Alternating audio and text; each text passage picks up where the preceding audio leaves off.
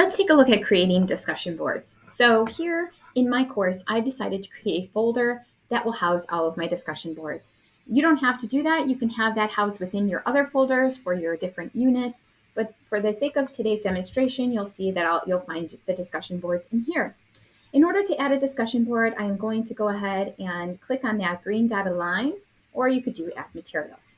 And then we're going to find add discussion. I'm going to go ahead and give it a title. So I'm going to call it a SIP discussion. All right, and here you'll see the familiar text box where you can edit and add all kinds of things in order to personalize that discussion. So you can go ahead and say, today you will respond to the following prompt. And then you can list the prompt there. You also have this shelf where you can add a file where you can upload an article if you want students to read an article in order to respond to the discussion board. Add a link, grab a resource from your resources, add an audio or video recording to kind of give students some guidance. And then you also can add in an external tool. Also keep in mind that you also have the feature to do insert content where you could put in an image. You can use your symbol equations, pull in something from your Google Drive, or also embed in a YouTube video. If you want students to watch something and then respond to it, that's a really neat way to do that as well. The next piece is to enable grading. When we enable grading, that means that it is something where we are going to allocate points to it, and then it is something that will appear in our gradebook. If you want to give it embed grading because you want to give it like a yes, completed or not, but then not have it enter in as a score, you have your ungraded option. The next piece is knowing that when you push it out, you actually are, in the same way you're pushing out an assignment, determining which sections are going to go ahead and get that. And so we'll give it a due date. And down below, we also have the option where you can do individually assign. So you can assign it to a grading group in order to create small group discussions. You can individually assign to 1 or 2 students within your course. Another key piece is if you click on this, it allows for students to it requires them to be able to post and see, after they post, they see their classmates' responses. So they have to give their original post, and then after that, it opens up the responses from their classmates.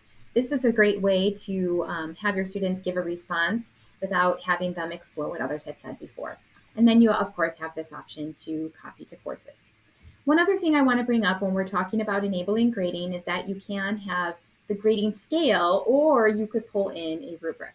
So you could create a new rubric, or you could pull one that you had created before. So a rubric of 1 to 4, so that you could grade that then very quickly and assess their posts within their discussion board. Once we hit create, we now have the ability to go in and take a look at the format of how it's going to look when there are submissions. So we'll go to SIP day discussion. When we enter in here, you're going to see a couple of things that you see as the instructor. So from the instructor side, you have the ability to write a comment, and that would then post to the discussion board. You then can see the student responses. As we look in this frame here, I want you to notice that if you have linked sections and you've assigned the discussion board to both of those sections, you can toggle between the 2 of them there. Also notice how it shows that you have 2 new posts that you have not seen yet. The other cool feature of this discussion board is the filter. So what you can see is who has submitted and who has not. And once you have a bunch of your students submitting, you can actually select that student's name, and it will actually highlight the submissions or posts from that individual student. So it becomes really easy for you to go ahead and look through and assess that overall student's posts. The other thing that we have here is we do have your ability to give it a grade, right? So you can give it a grade, you could write some comments, make sure you're going to show those comments to your student, and then you can submit it. So it's a way for you to give feedback. You can also like or reply to each individual post. In this option here, as a student, I had uploaded a video recording. That's an option you can give your students as well. When they enter in to give their response, this is the student view, they have the ability where they can go ahead and they could choose a recording type. So you could have students give a verbal response or a video response. And then they can post that along with their written response as well. Or you could say you have to give 3 responses, right? You have to give 1 initial post and 2 responses to your classmates. 1 response needs to be written and 1 needs to be an audio recording. So just an option for how you can use the different features within discussion boards. Okay. And then once you're in here, if you do have a post that was given by a student and you think it was maybe not appropriate, you have the ability to delete that as well. And one other key feature when you're scrolling through your post, which we know that could be quite lengthy, is that you can actually expand, you can collapse, and then you also have the ability to scroll to the top. So if you had gone to the very bottom of where you were looking at the discussion posts, or let's say you were looking at the highlighted ones for your specific student, you're far down in that discussion board post, you can scroll to the top to then go ahead and highlight another user. Okay.